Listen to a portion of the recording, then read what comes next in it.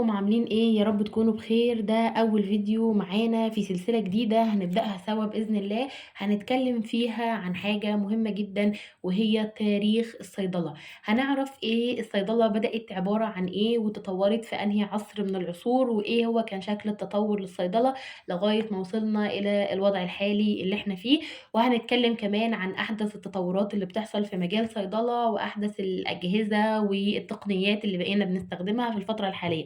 بس الاول لازم نعرف الماضي ازاي، وكان ايه هي تاريخ الصيدلة وبدأت ازاي. عندنا في العصور القديمة كانت الصيدلة تعتبر موجودة ومنتشرة في الحضارة المصرية القديمة والحضارة البابلية، بس طبعا ما كانتش معروفة باسم الصيدلة.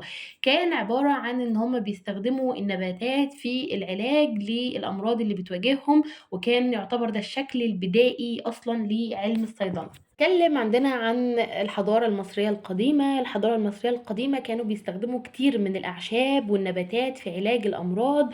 كان عندهم بيستخدموها لعلاج مشاكل الجهاز الهضمي والصداع، وكانوا بيستخدموا حاجات كتير لعلاج الحروق والجروح. وكان ليهم طبعا سبق كبير في الطب ومجالات الطب، بس احنا هنتكلم عن الأعشاب والصيدلة.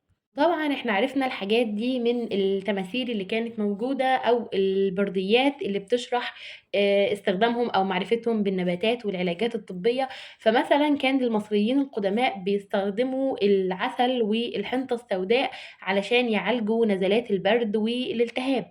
كمان كانوا بيستخدموا كتير من الأعشاب عشان يعالجوا مشاكل الجهاز الهضمي ومشاكل الهضم. كان كمان عندهم معرفة بمسكنات الألم، وكانوا بيستخدموا التدفئة والحجارة المسخنة والماء الساخن علشان يسبب راحة ويخفف الألم.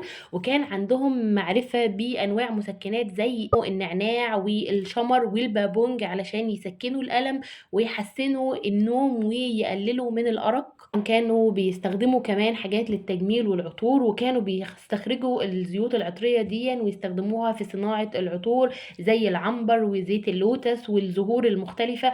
وكانوا مشهورين بالحاجة دي جدا، وكانوا كمان بيستعملوها لمستحضرات التجميل، وكان عندهم معرفة بالعلم ده بشكل كبير. ما نقدرش نقول ان هي كانت وقتها تعرف بعلم الصيدلة او كان ليها مسمى واضح، لكن هم كانوا بيستخدموا النباتات والاعشاب علشان يعالجوا الامراض وحلول المشاكل الصحية اللي كانت بتظهر في الوقت ده.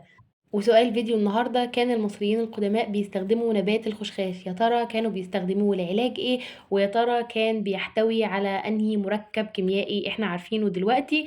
اللي عارف الإجابة يقولها لنا في الكومنتات، وإن شاء الله هنعمل بوست نجاوب فيه على السؤال ده.